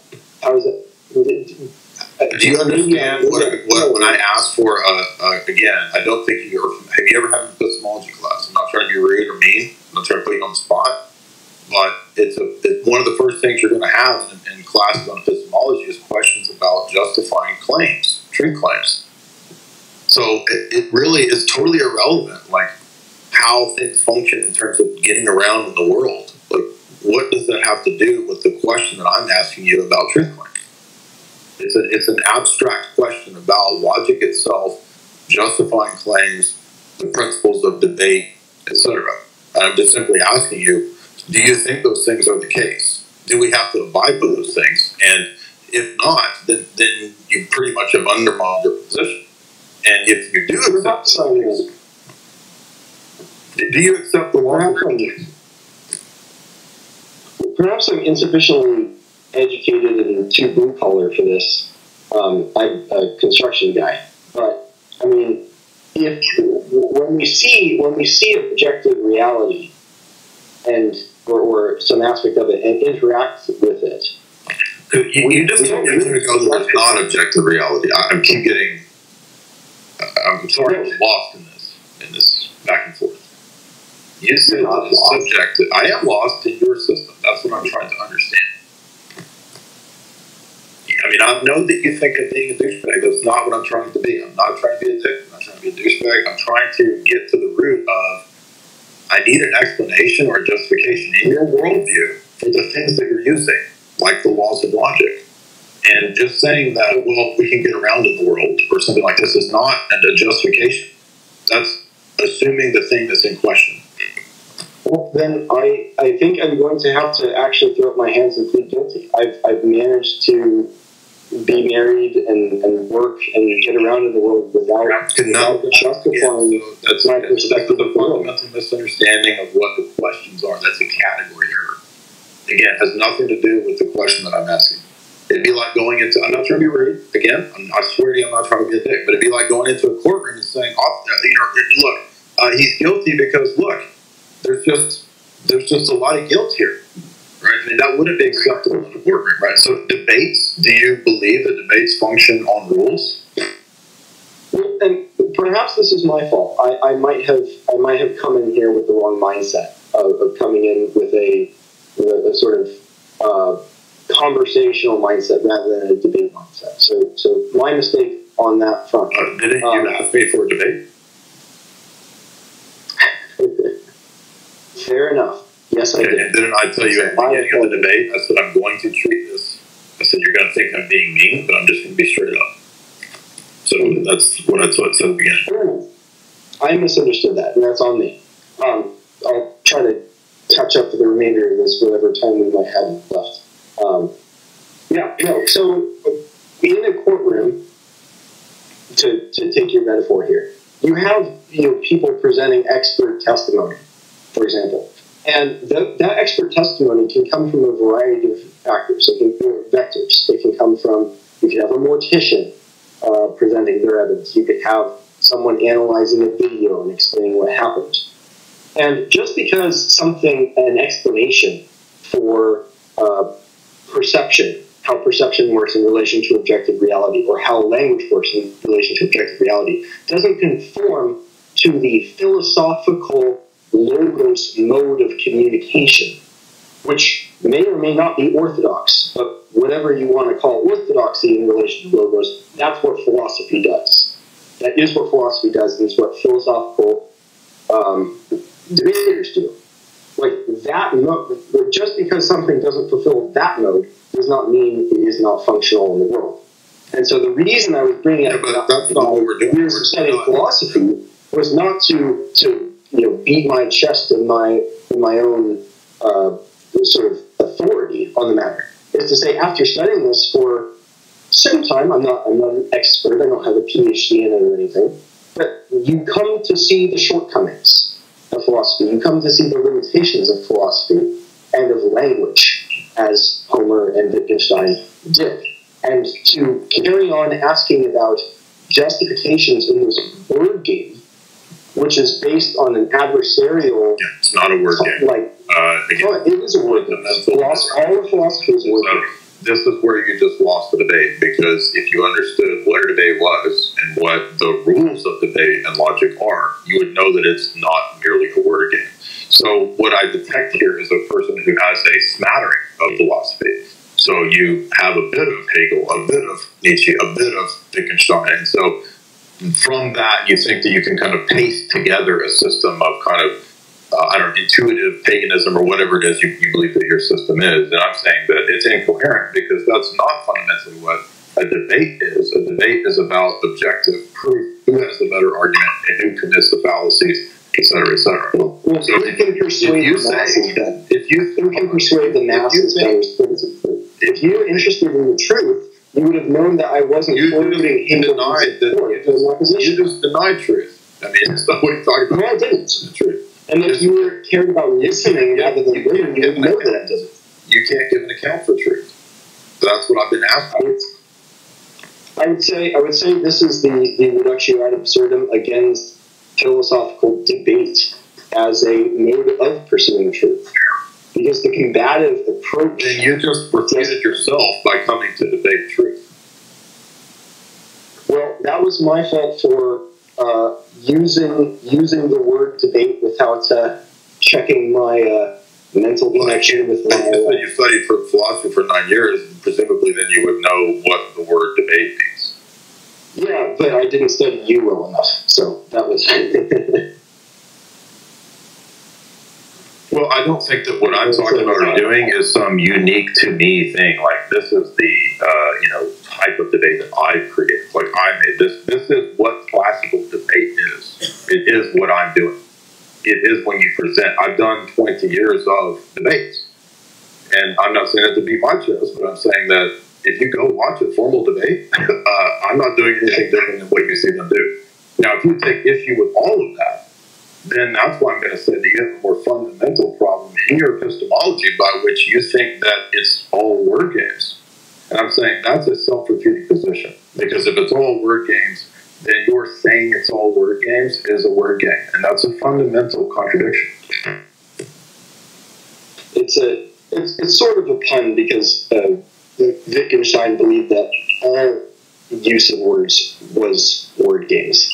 You just have to know what sort of... I'm aware of what Wittgenstein said, but I'm saying that I don't see how that, is going to aid you in what we're talking about. Like, how does that aid your position? Because, again, that's what a debate is. There are rules of thought, rules of correct thinking, and we have to abide by the rules, or else you can't even have the debate, much less the conversation. You can't communicate, convey meaning, if there's not rules. Do you think the rules of correct thinking are universal? Or do you think they might be... No, absolutely. 100%. So they wouldn't be localized then at all. They wouldn't be contingent. A fallacy in China is a fallacy in America. A fallacy 1,000 years ago is a fallacy now. Interesting. I mean, I'm kind of shocked that you don't think that, because it is absurd not to think that. There are certainly some universal things, but there's a great deal you don't have a principle by which you can identify this. Let me give you an example. Let me give you an example. By which you can identify this on. What is it? Let me give you an example. You said some of those things are universally true. I want to know what the principle is that allows you to identify them and give an account for that. That's a fundamental epistemic question.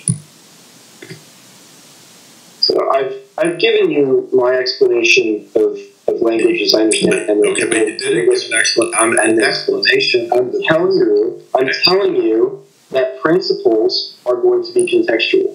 They're going to be based upon an understanding of the person that you're speaking with. Is that universally the case, that it's always contextual?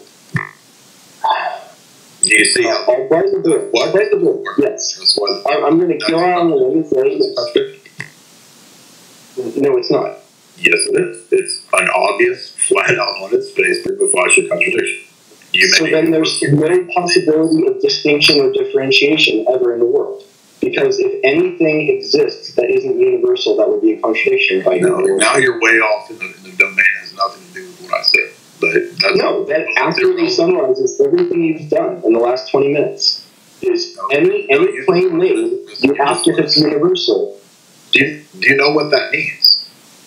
I'm not trying to be rude. When I say is that universally the case, we're talking about informal logic, right? The way the claim itself works, the proposition. Do you know what that is referring to? What I'm getting at there is always true in all places.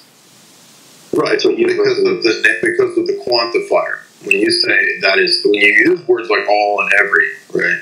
Those are universal quantifiers, and so you're giving this kind of universal status. It is always the case, right? Right. So I'm saying the wild and assertive, aggressive claim that some things are not true all the time, and some things are different in some places. No, that's not what you said a second ago. You said there are some universal. That is what I've been saying this whole time.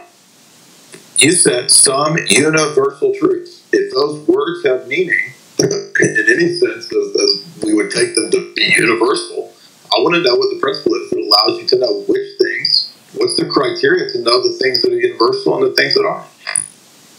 You need a coherent criteria.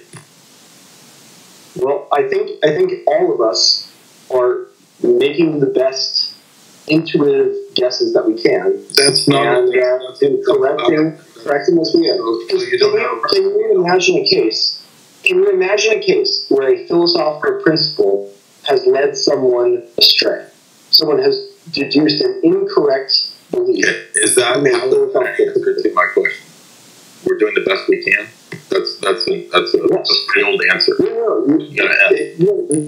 I think you're underestimating the power of the observation. Can people be misled into false beliefs by true, i.e., logically valid philosophical principles? Sure. Sure. Okay. So then, what else do you have but intuition and the willingness to self-correct?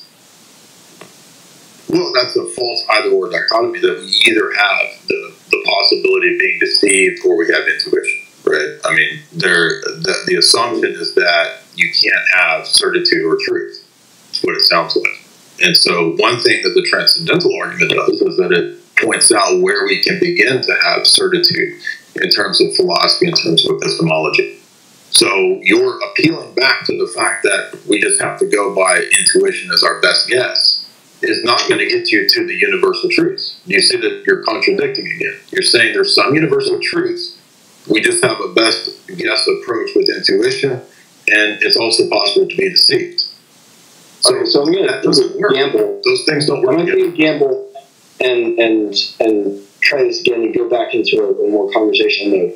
I don't think, and I hope you agree with this, that intuition and the rules of philosophy and logical thinking, which are excellent tools. I'm not trying to deny that they're excellent tools, What I'm saying is that they're insufficient. And our intuitions will gradually, with time, and with experience and discernment. Yeah, I need to know how they're insufficient, though, because I'm asking in your system. I know that you think that they're insufficient and we need to get to have intuition, but you keep saying things that I don't think you realize are formal claims about universal states of affairs. And then you try to dial it back. This is exactly what JF does in the debate with JF. He says, well, I'm making universal claims, but they're not universal. They're just true for me. And that's what you keep doing, shifting back and forth between a purely subjective approach and then turning around and stating how it is. What is objectively? So I'm not, and maybe this is the answer you've been looking for this whole time. I don't have a system, but I'm looking for one, right? I'm looking to improve my worldview in a sort of bottom-up rather than top-down. And I guess maybe that's what you're asking for. What's your top-down system? And I do have a worldview, but it's more, for lack of a better word, organic and bottom-up. And I guess I would rather have no top-down system than a fallible top-down system. Okay, well, I mean, fair enough. But again, I was asking a very specific, pointed question about justified true belief, right? So if we're going to talk about claims, and arguments are, in debates, arguments are claims. They're propositions. They're premise, conclusion, movements that people make. And they're either valid and sound, or they're not valid or not sound, right? So the fact that you can have a valid argument that is unsound, that leads people to false conclusions, is irrelevant to the fact that you can have valid arguments that are sound, that do lead people to true conclusions. Because there is, debate itself presupposes logic as an abstract, invariant principle, operant and assumed in any debate, and not just in debate, also even in interpersonal communication. There's a logic to that. Science has a logic to it that is invariant, that isn't changing. Things like the law of identity, things like induction, right? All of these things are true. And as a side note, and I think there's a side note here that maybe is relevant to this debate, which is I've become very skeptical of science recently. Not the truth claims that come out of science, although those are often less applicable in the real world than non-scientific journalists like to imagine. But the spirit undergirding science, the pursuit of truth, sort of for its own sake. And the difference between an engineer and a scientist is an engineer creates things and pursues truth as a means to that end, whereas a scientist will occasionally create things, but only as a means to the pursuit of truth. And there's a spirit to that, which I think a lot of people I'm assuming we have a predominantly right of center crowd here. Can I assume that? Yeah. I'm going to move with that assumption. Have come to, I think we've come to see where that is going, as far as where scientists tend to be both politically and spiritually. And not to beat this drum too much, but I think Nietzsche was spot on this point too, in The Birth of Tragedy and the Gay Science, in his fear of where science would take us towards transhumanism and the rejection of humanity itself because of science's inherent rejection of the subjective as invisible, unimportant, or even non-existent. Yeah, that's fine, and I'm happy to agree with you again in the areas where Nietzsche is correct, where I think he makes great points, and I would agree with him there. I have read Nietzsche pretty extensively. I have a grad class just on Nietzsche, so I don't have any problem agreeing with those principles. But there's a specific domain of philosophy that is not, I don't believe, something that's word games and just purely subjective, and that's the domain of epistemology. And so it relates directly to argumentation, debate presentation, and what's presupposed or assumed in a person's argumentation. And so what we do in here as rigorous debaters is that we look at the arguments and the presuppositions that are underlying a person's case as they're presenting it. And again, not trying to be rude, you came with the presentation of why, or you said that they were arguments. Now, when I hear argument, I think in a strictly, again, logical and epistemic framework. I want to know what what the claim is, what the movement of the argument is, whether it's valid, and then whether it's sound. Right. So right. I want to apologize for that because I don't have to apologize. You're right. I came prepared for the complete wrong mode of conversation. So my bad on research there. But this does relate to the whole spirit of science thing, because one thing I did notice in your debates with Stefan Molyneux, and I'll listen to more of your debates, perhaps we can talk in a year or two or something, but I'm slightly more, aggressively prepared for combat. One thing I noticed is your concern about solipsism, and your concern about certain things in Western philosophy tending towards a degradation and descent into pure solipsism. And insofar as... That's a concern. I think that's an identifiable fact of the track of Western philosophy, and that's many people have that assessment. Right. Okay. So more than a concern.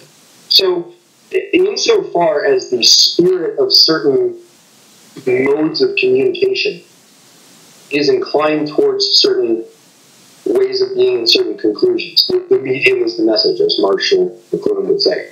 And insofar, in that vein, that's what Nietzsche was associating science with transhumanism by. I would offer the observation that perhaps the study of epistemology is what leads towards skepticism and even extreme skepticism and solipsism. Because at the end of the day, epistemologically, it's the most defensible position, is it not? No, and that just vindicates everything that I was critiquing in your position in the last 30 minutes. I'm not trying to harp on that or go back to that, but what you just said, again, proves the point that I was trying to make for the last 30 minutes. I mean, solipsism is absurd. It's stupid. Well, and you couldn't even know, it if it was the case. You couldn't even know it if it was the case. What do you mean? The fundamental principles of solipsism are self-refuting. If all reality is a projection of your mind, then the truth that you come to know, the proposition that all reality is a projection of your mind, is also part of the projection and also part of the deception or the illusion. And so therefore it's fundamentally self-refuting, self-contradictory. Don't you understand that any worldview position that attacks logic as an objective truth and principle will self-destruct? It's illogical. It's irrational. So you're on a journey into the irrational, right? Why would you think that's a viable position, right? You want to defend family, you want to defend nation, and dive into irrationality? That's absurd.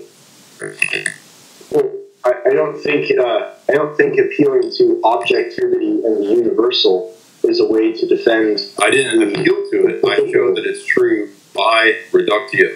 That's the strength of the transcendental argument. The solipsist position is self-refuting. That's the strongest possible argument you could have that it's not true. So perhaps I'm misunderstanding what you mean by solipsism. Is solipsism, as you're defining it, the position that the only thing you can know exists in the world is yourself? Definition. This is a well-known position that many philosophers have either fallen into or advocated, right? I'm just asking to clarify, because some people use solipsism as a synonym for selfishness. I'm talking about the metaphysical, philosophical position that what exists is a manifestation, projection, emanation, phenomena only in the mind or of the mind. The external world is a projection of my mind. That is solipsism. Okay, I see. So it's a belief in the world is consciousness, and specifically my consciousness. Typically, yes. Now, some philosophers have had solipsistic positions, which might admit an external world is commonly shared. But even or somebody like Kant, right, or Descartes, you might admit that, but then turn around and say, but we can't know that, right? And so Kant, Descartes, these are people who are trapped within their own mind. They don't believe there's an external world, except that they think it is the case, but it can't be known or proven. Right now, again, these are the absurd. Allow me to correct myself there. I meant to say skepticism, not solipsism, in the defensibility category. Okay, well, those are two totally different things. And there's no such thing as a purely skeptical position. That's also an impossibility. Well, it doesn't seem like something being logically impossible stops people from holding it. That has nothing to do with whether it's true or false. So you keep moving back and forth between things that are fallacious and irrelevant and objectively the case. The fact that people hold to fallacious opinions is a appeal to masses fallacy or an appeal to the populace. It doesn't matter how many people hold to any position to determine whether the position is true or false. That has nothing to do with its truth or falsity. So who does determine whether it's true or false?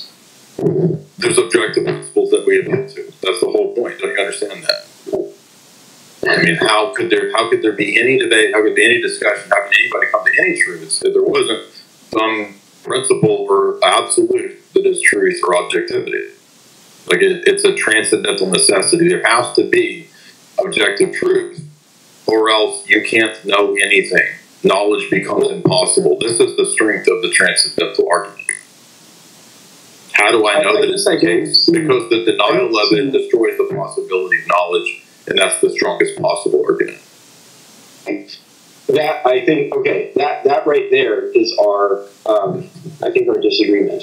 I think that's I make the transcendental argument, and I've been making it for a long time. So yeah, I think that knowledge is possible. Well, you said you listened to the Stefan and Dillon thing. That's what I was doing in both of them. Mm-hmm. Right. So I think that knowledge is possible without logic, right? And that's absurd. That's just on the face of it absurd. And I'm not trying to be mean. I think you have no idea what you're talking about. So perhaps you have a better word for what I'm about to describe here. So a child comes into the world with a certain set of instincts that are particularly well suited for its survival and success, right? And replace human with other animal, it doesn't really matter. And will it be perfect in all instances? No. But it comes into the world knowing, for lack of a better word, and fill in the blank with a better word, if you have one, what to do in certain circumstances. A baby knows how to find its mother's nipple, for example. And that's not the byproduct of logic. What would we call that? Well, first of all, it is the byproduct of a kind of logic because it's at least an instinctual program that's present. The knowledge of logic is not necessary. That's a word game and you know it. Excuse me? That's a word game and you know it. To say that's you're equivocating on saying that because that's the case, that the child doesn't need to know logic, that therefore there is no logic that undergirds his action. So DNA. So you're saying logic is necessary in the world. You don't know what you're talking about. We don't need to know. Dude, the fact that a baby does that is part of his programming, right? This is what DNA is. Right. DNA is information. That's logic, dude.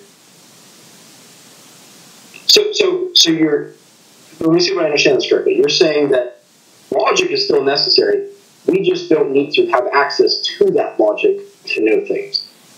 Yeah. Can you use an iPhone without knowing everything about the amazing computer technology? So that's all I'm trying to say. Is that knowledge without, not without logic. There's nothing to do with the status of logic.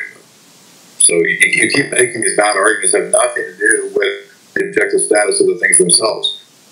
The fact that a baby does that without knowing about it is irrelevant to the question of what the logic or what the abstract entities or objects themselves are. Do you not see the difference there? Logic is, as you're describing it here, logic is just a static state of being in the universe. Whether that's a relationship. I believe that logic is an abstract, immaterial, invariant thing, right? They are. They do have a real existence. Said no, it's not a thing. Hello? We're in agreement. Can you hear me? Yeah, go ahead. So I just said it's static, and you said no, it's invariant. So we are in agreement, right? Well, it's static. Hold on. That might have connotations. That's why I qualified it, right? Because somebody might believe that it's static, or you might be if a person was a Platonist, they might think that it's static and it exists in some other realm. It isn't operant in the here and the now. No, it is, right? So it's static, but it's also present in the here and the now. But it's not subject to change, right? The number 7 doesn't become the number 10. The value for our knowledge is in its reliability. No, again, you keep confusing pragmatic usage with the status of the things themselves. It's a different question. I'm asking, what is logic itself? What are numbers? That's the question I asked to Stefan, right? He said the number 7 just is 7 coconuts. That's dumb, right? Because the number 7 is not identical to 7 coconuts. The number 7 is something other than 7 coconuts. It's more than 7 coconuts, which is why it doesn't change. Where is it? What is it? That is the question of abstract objects. It's a metaphysics question. It's an epistemology question. All right, so a world, you have to give an account for those things. You have to give an account for numbers, logic, these things that we use. It's not word games. They're real things. No, I'm aware of concepts. I'm not saying it's merely a concept. It's more than merely a concept in your head. Right? Because the concept... It's more than just a concept. I mean, the fact that 7 bananas aren't equal to 7 coconuts is why 7 is a concept, though. Okay, and I'm asking about the objective metaphysical existence of concepts or abstract objects, right? Concepts are in the mind, but are they only in the mind? Okay, this is an important metaphysical question. This goes back to our logos conversation. Our words only in the mind, and I believe tentatively that they are. Okay, so now you're appealing to things that you can't know in your system. You're making universal metaphysical claims again, which I called out as I believe to. I even qualified it. Okay, and I asked if that was the state of, if that was the case for the state of affairs for everybody. Is that how all human minds work, or do you know? I don't know. I have a reasonable guess. Okay, so now you're in a subjectivist position, which you were saying you were defending solipsism. I never defended solipsism. Okay. Well, you didn't know what it was. You said skepticism, right? So, again, I can't... Well, I asked hypothetically if there was a danger in focusing so much on epistemology if extreme skepticism, but I misused the word solipsism there. If extreme skepticism, which I hope you would also be worried about, you would be in danger of empowering that by the mode of debate. Okay, so my point was that Christianity has a different metaphysic that is very layered. It is very expansive. It is very grandiose. It's very consistent and very coherent, and it can give an account for how there's different layers and levels to reality, how there are abstract objects that don't change but yet interact in this world.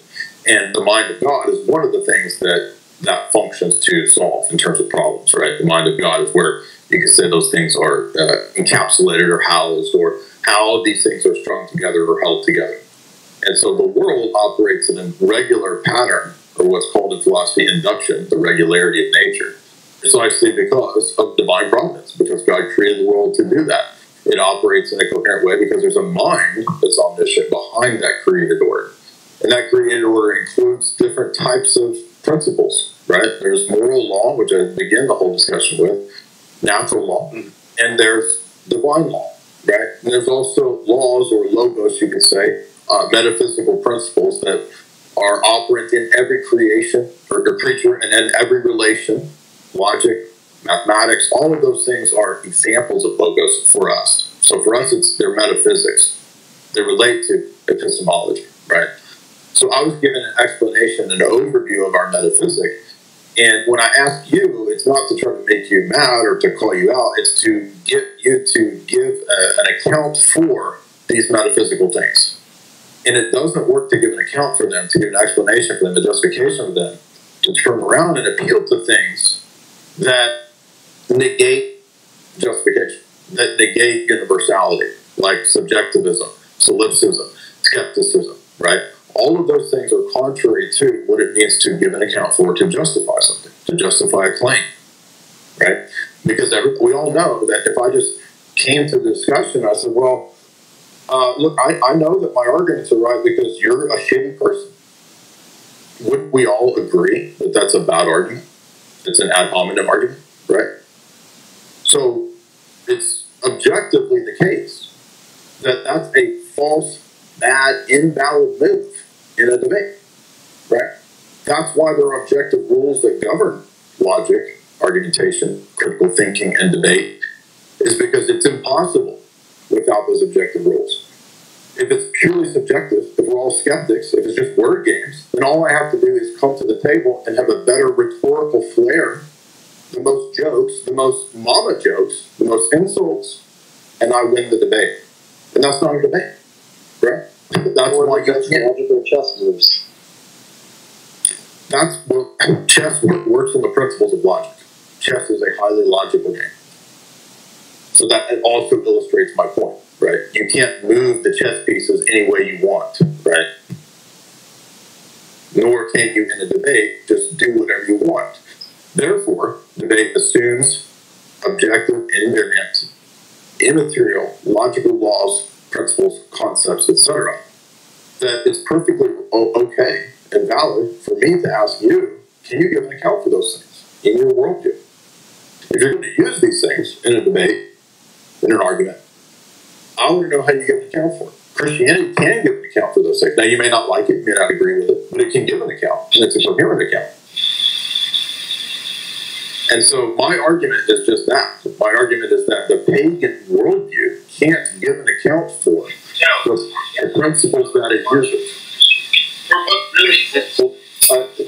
I want to speak out for my Etsy rich allies here, wherever they may be. I don't speak on their behalf. I'm still fairly new to this. You have to remember, I wrote In Defense of Hatred as a practicing Christian, actually. So I'm still learning about the sort of what sorts of superhuman forces are out there. But I'm coming to the end of my endurance for this, so I'll. If I could, I'd like to say a few words, and then maybe you can have the final word here. Yeah, I mean, I would like you, if you would, I would like you to, before we close, address that point that I just made, because that's really the locus of my argument, is that if you're going to use these things, I'd like to hear how you give an account for that in your worldview. If there's one thing I think this debate proved, is that I can't address that to your satisfaction. That is the one thing this debate has showed there. And I want to apologize not just to you, but also to your audience for coming here not unprepared so much as misprepared for exactly. And that was my fault. Jay's right, I did use the word debate. Naively. I feel somewhat silly for using the word naive so many times in my opening little conversation about logos and inos. I mean, it feels ironic that I'm victim of my own concept there. But I'll close with a few complimentary words about orthodoxy and maybe a concern. One of my favorite, as I mentioned before, one of my favorite books about Christianity, full stop, is The Way of the Pilgrim. There's a man, he's not even really reading the Bible. He comes across one passage that talks about prayer without ceasing. And he's confused by this, and so he goes around asking, and he learns the internal prayer of the heart. And he studies this, and he does this repeatedly. He's not even reading his Bible that much. He's just praying without ceasing in time of his breath. And it transforms him in a kind of lovely way, at least from the Christian perspective. And that departure from the legalism and the law of Judaism and Islam was always what appealed to me about the spirit of Christianity. Not so much as paganism, of course, but above the other monotheisms out there. And I guess I would reiterate my story about being surrounded by all those people who didn't care about the truth of their relationship with their own creator. And if Christianity does wind up to be true, and I can't predict the future, there's a good chance 4 or 5 years from now I might find myself in a church somewhere. It's not impossible, but it's not going to be because of this. It's not going to be because of this spirit of the law, this spirit of legalism and logical order, which sounds so comforting. It sounds so like safe to be in that under the protection of logic and under the protection of the logic of words, right? But that feels exactly antithetical to the most beautiful aspects of Christianity. And I think this mode of debate, which, again, my apologies for preparing for the wrong conversation, might not be in line with Christianity itself, at least as I have read it, even within the Orthodox tradition. Well, in response to that, I would say it's simply not the case. The fact that there are the most elevated mystics like St. Gregory of Palamas, who were also the most vociferous debaters of their day, I think this proves that. So, the Palamite, the Hesychast, par excellence, composed numerous treatises based around apodictic logic, which is Aristotelian logic, such as apodictic treatise on the Holy Spirit, against the Roman Catholics, which we promote often here, is one just simple proof of that claim. That's a dialectical opposition that Orthodoxy is fundamentally opposed to. The idea that there's something in the church that's fundamentally opposed to something else in the church. That the Bible is fundamentally opposed to mystical prayer. That the liturgy is fundamentally opposed to Scripture. These are Protestant presuppositions that you have about Orthodoxy. And I'm not trying to make you feel bad or berate you for that, because I come from a Protestant background, so I had a lot of the same types of misconceptions. There was a time when I thought that having high confidence... Not to interrupt, but I thought there was an Orthodox preconception of Orthodoxy. I got it from reading the book. I'm saying that your reading of the book and saying that that's somehow in contradiction to the notion of objective debate is disproven by many of our greatest mystics who debated. The Jesus prayer is, right, that's Palamas, right? St. Gregory of Palamas wrote many, many, many theological debates and treatises, right? We promote them all the time here. And most of the church fathers engaged in rigorous debate. So I'm just pointing out that these are, you're putting up what are your assumed dialectical oppositions between law and prayer, between Judaic tradition in the Bible and Jesus and the mystics, right? Those are all pre-Protestant assumptions about Orthodoxy. So and I'm not trying to be rude, but you don't know Orthodoxy better than everybody else in here just from reading the Pilgrim book. No, of course not. So I'm trying to tell you that it's a more accurate portrayal to say that we don't believe that there's these dialectical tensions between things like prayer, the Bible, law and grace, right? Those are Protestant presuppositions that are not true in Orthodoxy. There's no fundamental tension between law and gospel, between grace and free will, between mystical prayer and logic, because they're all summed up in the Logos. So we have a very different metaphysics, is what I'm trying to say. And I thank you for coming. You're welcome to stay and continue, chatting any other time. We're in here all the time. So it was a good discussion. Definitely the most civil and nuanced discussion with someone from the pagan perspective. I definitely think that was the case. I've had, 3 or 4 pagan debates, and it was really enjoyable to have this exchange. So I hope you didn't take any of the rigorous sort of critique as anything to do personally with you. No. I don't want to give paganism a bad one because I don't feel as like I'm any sort of spokesman for paganism. I'm still learning this stuff. I feel like I can speak on Homer, but not on the hero cults that were, he was writing about. And, right. Well, I have a good friend who's very close, Father Deacon Dr. Ananias. He's actually a professor.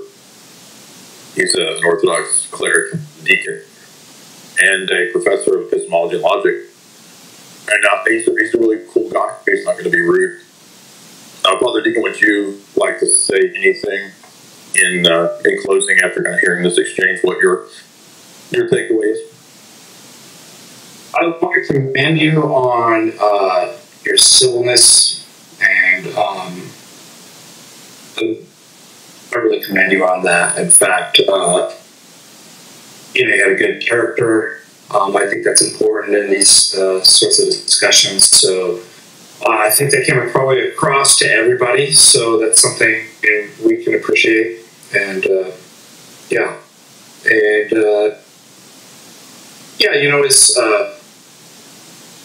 one thing we notice in all these kinds of debates is we obviously all have beliefs. We all tell kind of stories about how things work. And what we really want to see is it true? What would be the reasons for that, i.e. the justifications, and how would we know that? So I think Jay, you did a good job on kind of digging down, pushing the question mark. We take, and all of us are guilty of this, we take so many things for granted. And one thing that's really nice about philosophy, speaking of Wittgenstein, is that he says, the problem is that people just don't put the question mark down far enough. And, we really do want to get to the bottom of things. And we want to have the actual justifications and not only just true beliefs, but the reasons for that. And I think that we forget that. I notice this in a lot of debates that I do is, let's say the opponent won't call the other person out, that we just grant our opponents beliefs that we may actually hold, but the opponent doesn't justify that. Well, how do we know that? And again, these are the things that we want to know. How are we justified, and actually do we have good reasons to hold that? And so, Jay, I think you did an excellent job on that. I think that's in a debate you don't want to give your, and this isn't mean or anything like that, it's just the kind of formal rules of debate. When you get better at debate, you don't want to give your opponent anything that's not actually justified or actually proven. We often do slip in debates like that, and we grant our opponents too much. But think about it, it's a lot like a chess game, right? You don't want to grant your opponent certain things like that. And that's not to say that the purpose of debate is to win. The purpose of debate is to make the truth stand true. It should be able to pass the scrutiny of these sorts of tests. And that's what's amazing about the human condition and the human being is we have a deep desire to actually want to know. And I think you see this first and foremost in children. It's unfortunate that I think children are really philosophical. They really want to know. And then unfortunately the world and adults tell them like, well, that's a stupid question. Stop asking questions and stuff like that. But anyways, for whatever it's worth, I think we should keep that spirit up. Keep pushing the question mark down far enough that we actually get the justifications for the beliefs that we're holding to be true. Well, thank you, CB. You're welcome to, again, like I said, stay around and chat anytime. And yeah, CB, we really do appreciate that. Your charitableness and just overall good. It's a joyful. I'll put a link to your website and all that when I put this up. Thank you. I appreciate the thanks, and I guess I can see that I walked into a community that strongly believes. Someone in the comment section mentioned or just Sparta. No, someone else. The adversarial method for pursuing truth, and I can respect that. I've been operating in a sort of participatory one where me and my debate adversary are working together against the chess computer rather than playing both sides of the board against each other. So, again, my apologies for coming in with the wrong mindset there. But no, well, we see formal reasoning and formal debate logic as that's not the same thing as being adversarial. It's just the laws and rules of that domain. Like, there's other times we'll have kind of like Socratic discussions. It just depends on what's being set up, the purpose. fair enough.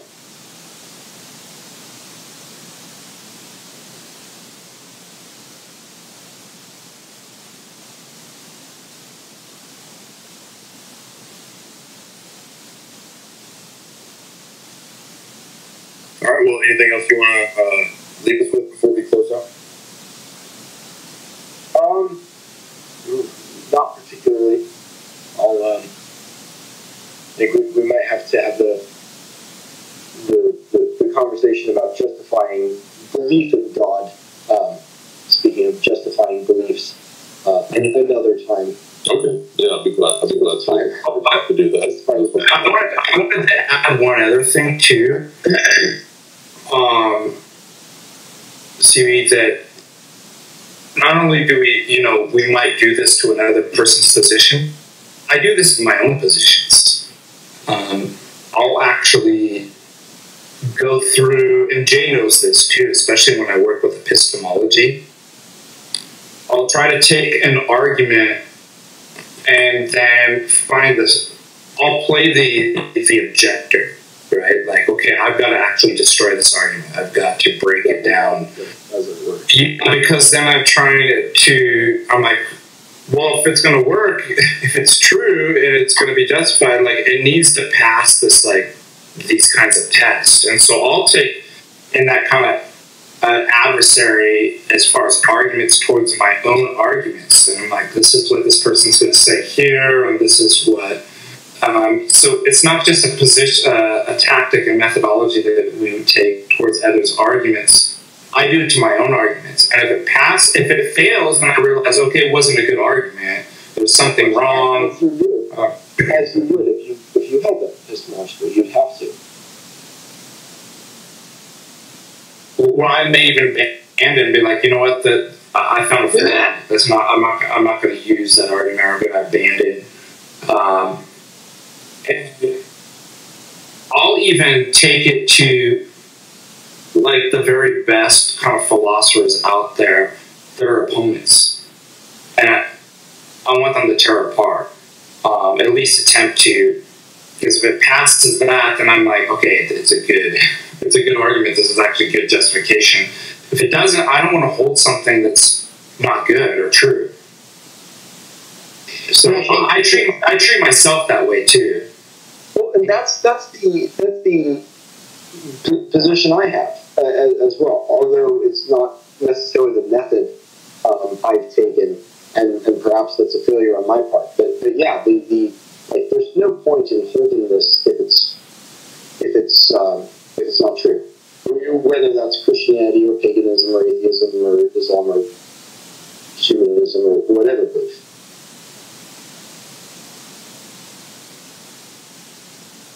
Hey Deacon, I have a question.